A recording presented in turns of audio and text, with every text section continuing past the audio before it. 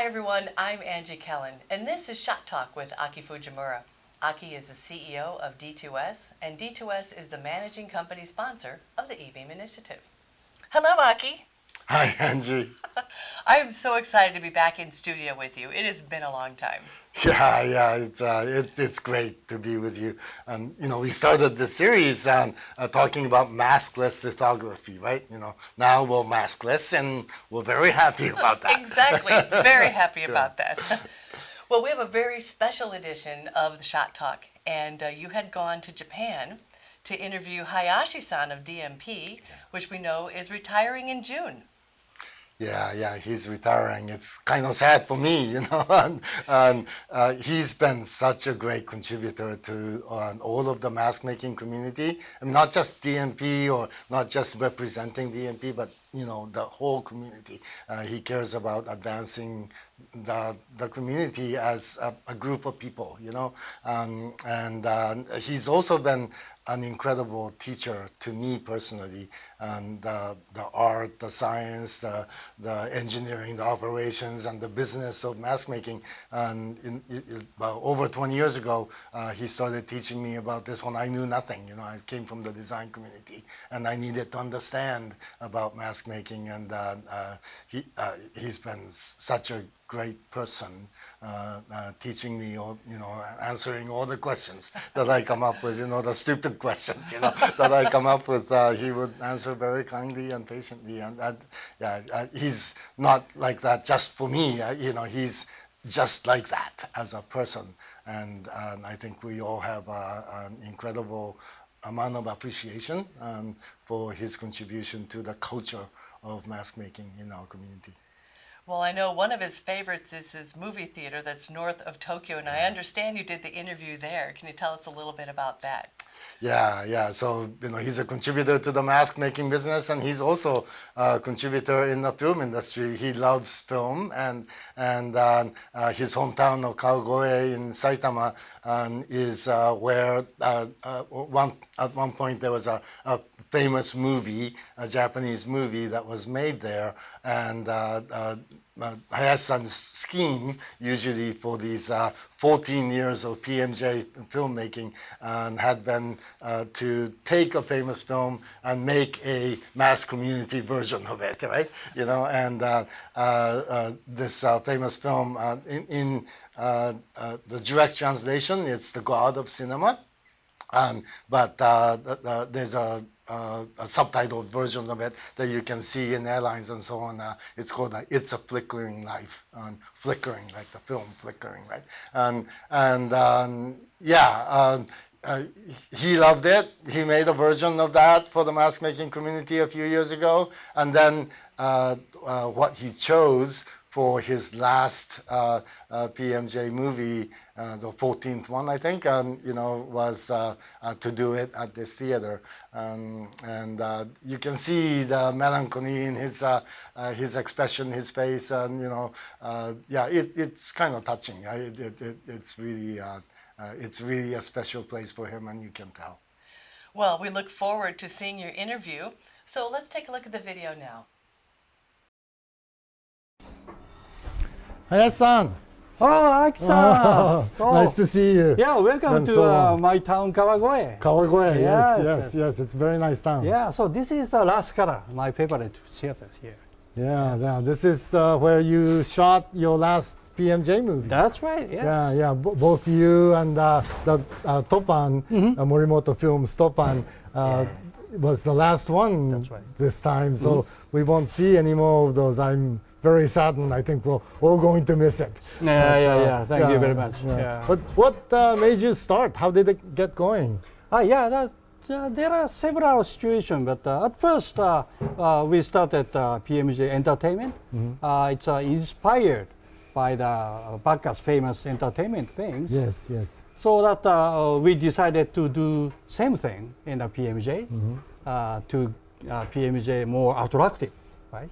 And also the key point is Dr. Morimoto of Toppan. Yes. So he was former Mitsubishi Electric mask shop member. So we know each other very long time.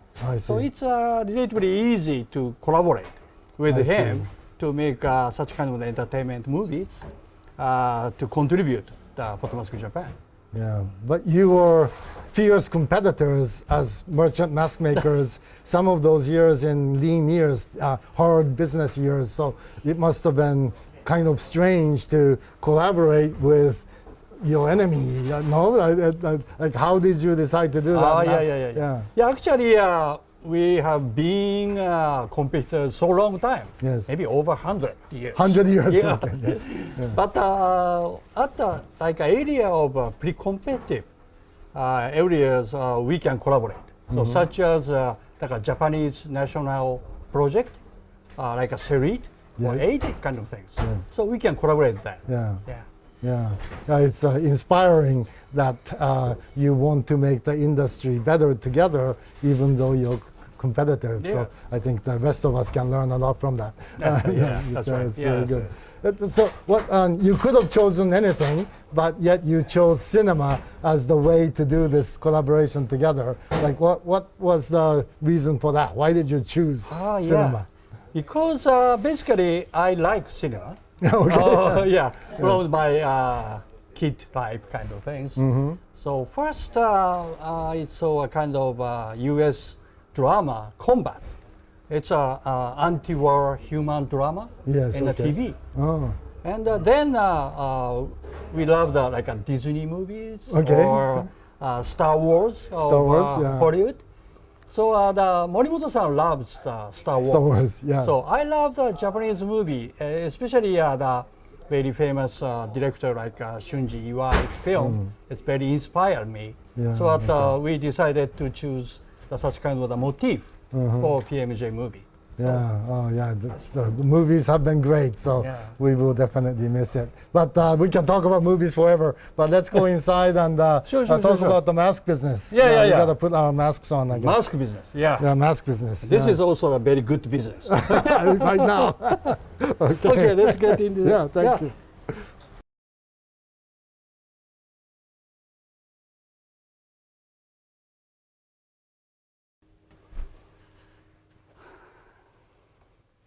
Oh, Hayashi-san, Yes. this is your name, right? Oh, that's right. This is Naoya Hayashi, my name here.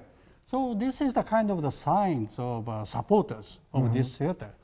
So especially those large one is a contribution for digital projector installation to this theater. Oh, Yeah. yeah. Digital is very expensive, right? Yeah, that's so right. it needs your support. Yeah, especially for such kind of the small theater, it's Yes. a big investment. So we Yes, have to yes. support that. Oh, that's very nice. Yeah, contribution is really defines you, in my view, in everywhere. Oh, But okay. In Yeah, in the theater too. Yeah, you know, that's you're- right. Yeah, Yes. Yeah, that's very nice. Yeah, the world is changing to digital there, and it's projecting pixels, and it's like multi-beam in mask making too, right? Yes, that's right. Yeah. It's another kind of the innovation, right? That's Yeah, right. yeah. And this one is more expensive than the last one. It's kind of similar there too. Sure, that's right. Okay. Yeah, very good. Okay, Yeah, let's let's go. go. Yeah.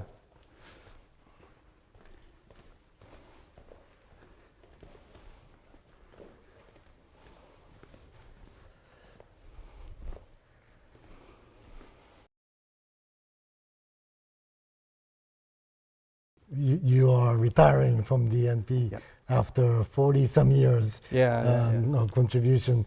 I think you were the very first senior fellow in the 140-year history of DNP. Is that right? Yeah, that's right. So actually, I'm the first DNP fellow.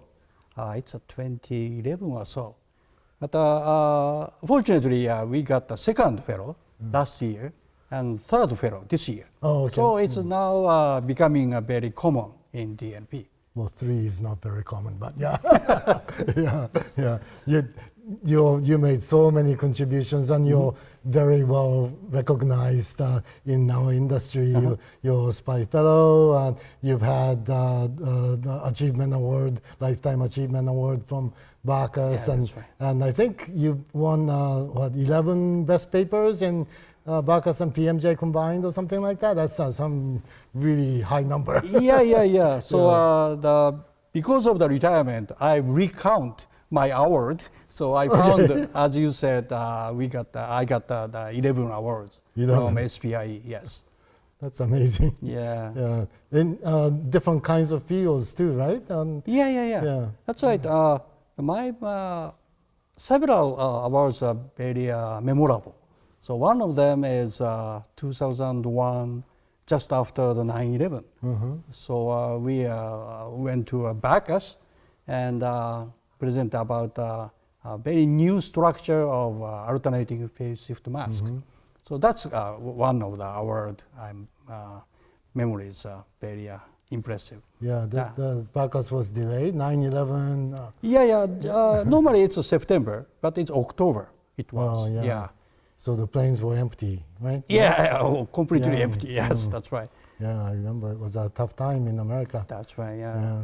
And also another phase shift mask we called it's vortex kind of things. It's the co-author is Dr. Levinson. That's a very our honor to get such kind of the award with him. Yes. What other kinds of research? The 11 awards were in different areas? Some are the like process development of chemically amplified resist. Oh, yeah. Yeah. And also some the repairing technology kind of things also. Yes. Yeah, it's mask making is a incredibly interesting industry in that so many different sciences and engineering disciplines are involved, and they all have to coordinate to keep up with Moore's law. That's right. Right? And sometimes one goes and sometimes one fails to go, but something else makes up for it. And the mask makers figure out exactly how they combine, right? So that's right. Yeah. So how did you start your career in the very beginning? Which things did you do? Yes. Yeah. So I was kind of a chemist. Chemist? Yeah. Okay. So I entered in DNP in 1977. So I start from the job of resist material and process development. Then my second year, our division start to project to install the electron beam mask writer. Yes. First one. So it's, as you know, it's a MIVES. So I joined that project and went to US to like a factory acceptance test kind of things. Yeah. Frank Abood talks very fondly about you in your trip. That was your first trip to America, right? That's right, yes. Yeah. Did you speak English or? No, never. So it's a very funny but a long story. So I could not, pass through the immigration bureau, So we have a kind of the team. So two of my boss is pass through the immigration first. Then the immigration agent asked me, so how many members in your team, kind of things. But I was told from the boss that you will be asked like how many days are you staying in the US or what is the purpose? So you have to say 10 days business. That's 2 words, it's very important, okay? So I said, how many? Oh, okay, 10 days. But have to like 3 members kind of things, right? So the agent is shaking his head. Okay, let's go. Yeah, that's a very funny story. You look very honest, so they thought it was fine. That's right. And then you ended up staying longer than you had planned, right? That's what Frank talks about. Yeah, that's right. So it's a factory acceptance test. We so assume that like 2 weeks or so, but it's 4 months. 4 months. Yeah. So that I have to, extend my, the immigration kind of things because it's 90 days is a limit, right? Yeah. But fortunately, during that time, the company's e-tech people very kindly taught me English. Oh, okay. So that after the 4 months, they are very surprised. Oh, it's Oriental, a miracle. Hayashi is start to speak English, kind of things. It's a funny story, but that's a very base of my career. So. Yeah. Well, you speak perfectly now. No, I don't think so. That's great. Yeah. So jumping ahead in time, recently you were leading DNP to be one of the very first investors and purchasing the first machines from IMS. Yeah, that's right. And now looking back, it was a tremendous success, of course. But at the time, there must have been questions and some doubt. Like, how did you come to that decision? Yeah. So at first, I aware that the kind of limitation of current VSB system because of the increasing the shot count. So I personally start the survey very underground in 2008. Then after the technology assessment with industry partners, we started the project. So, and at that time, we need a kind of writer for more higher throughput. And also, at that time, we started the kind of nano-imprint template development. So we need a resolution also.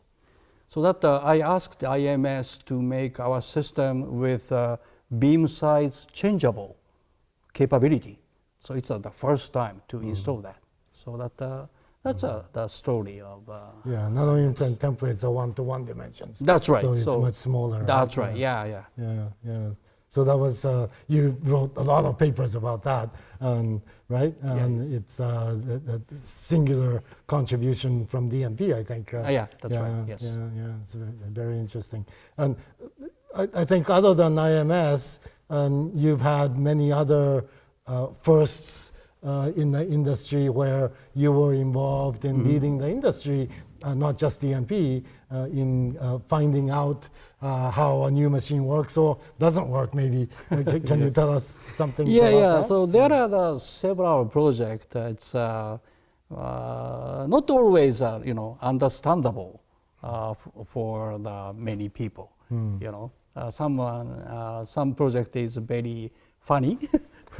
For example, like atomic force microscope repair system. Repair system. Yeah. Okay. Yeah.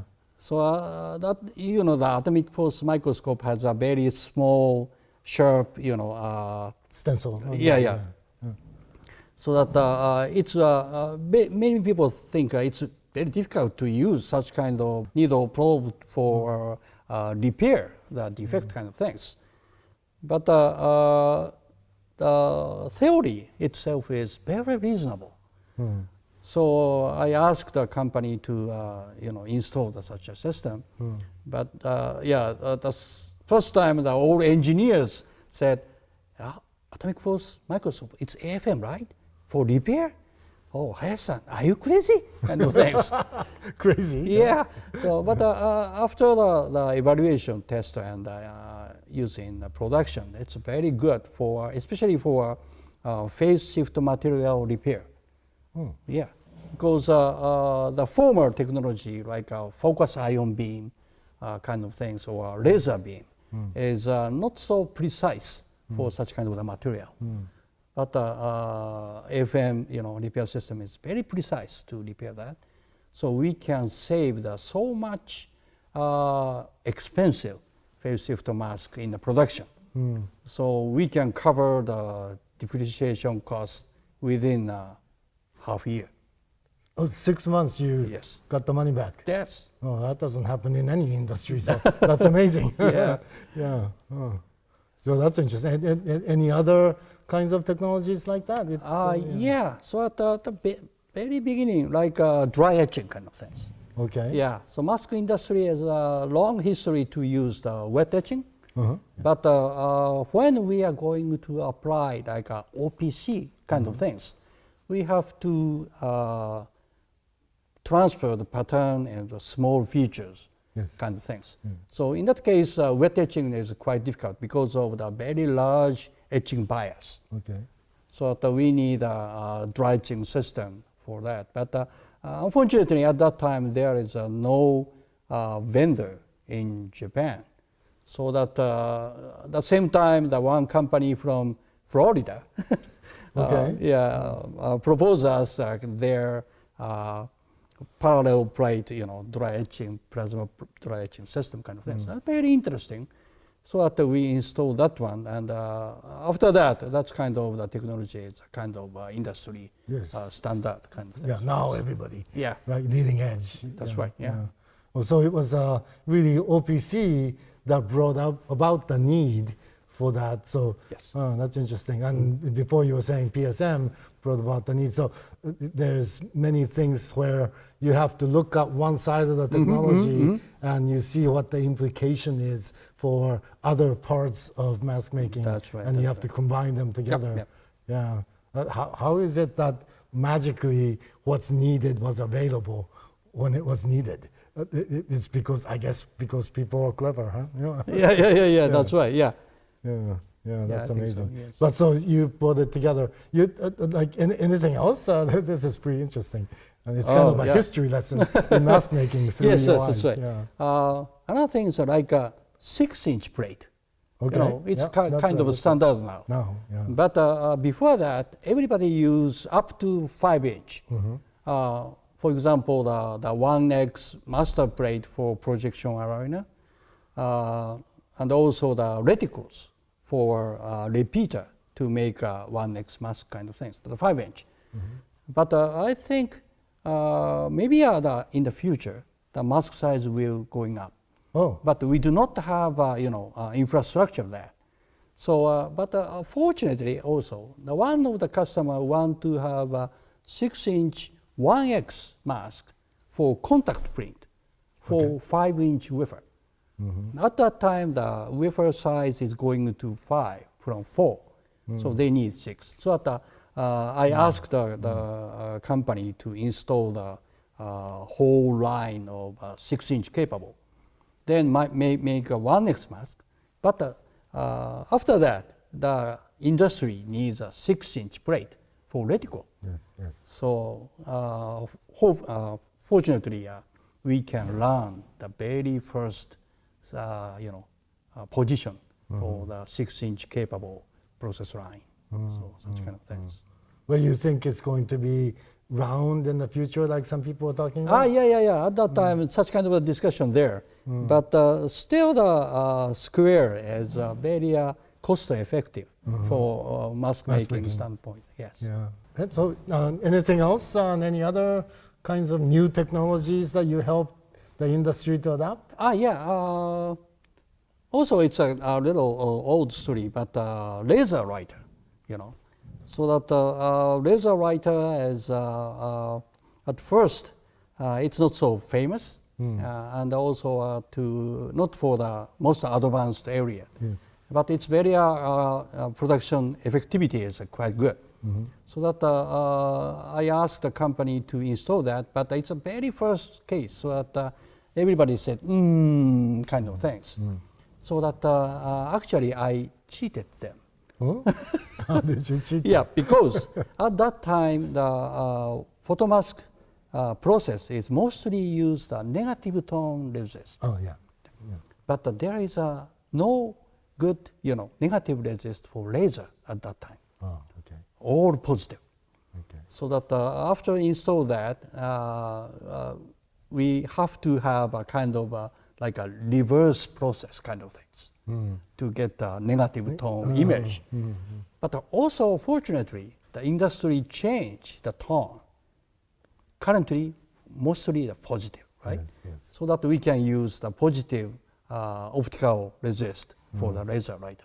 So it's a very lucky, but so that we can use such kind of the very effective weapon in advance. So. But you started out as a chemist, so did that background help you? Yes, that's right. Yes. Yeah. So I believe that at the beginning we can use the reverse tone process kind of things. But luckily, so the industry decided to change to negative resist to positive resist. So it's accelerate for the implementation kind of things. Yeah. So that is a really good story for saying that in this mask industry, you need to know quite a bit about many different scientific areas, that's right. and not only sciences and engineering and operations, which is really a completely another incredible skill set, right? And finance, legal. You've done partnerships. You've done government, things, right? It's like for the young people starting out in this incredible industry. Like, do you have any advice for what how they should be developing their careers? I think that I can say first is curiosity. Yeah, that's very important things. So don't hesitate to get into you don't know kind of things. Okay.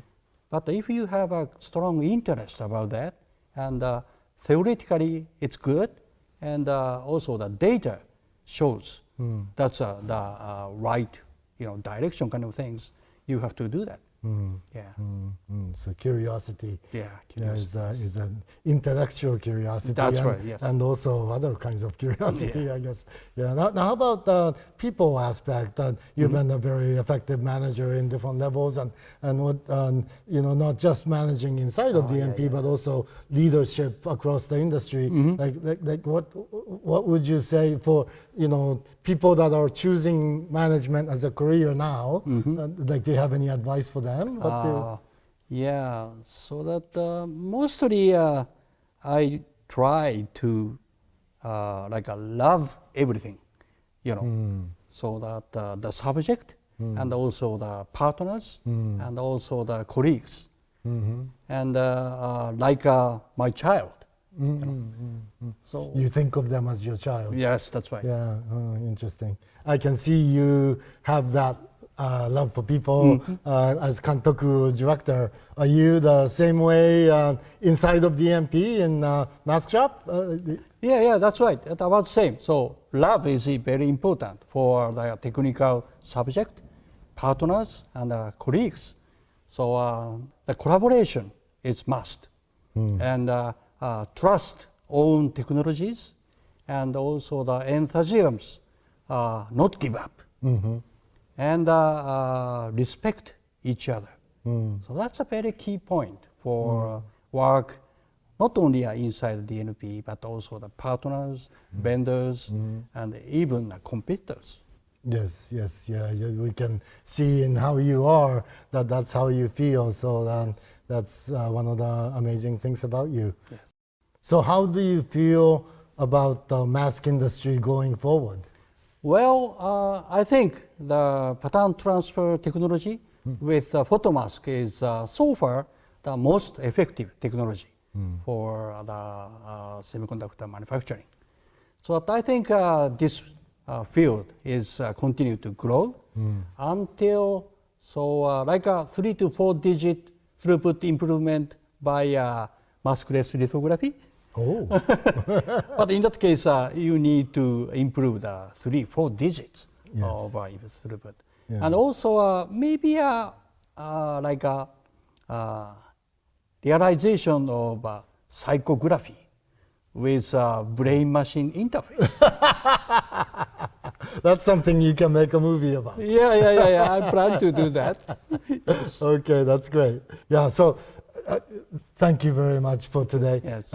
It's really an honor to be able to talk with you. You do these movies with the cherry blossoms every year at PMJ because of your love, and you want to share your love for Japan with the rest of the mask making community.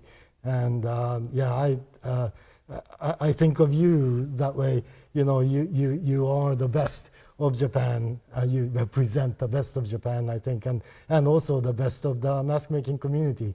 And so congratulations on your retirement, and really thank you very much, not just for today, but for 40 many years of contribution to our community. Thank you. And also, I talked with Morimoto-san about maybe how to continue the movie making together.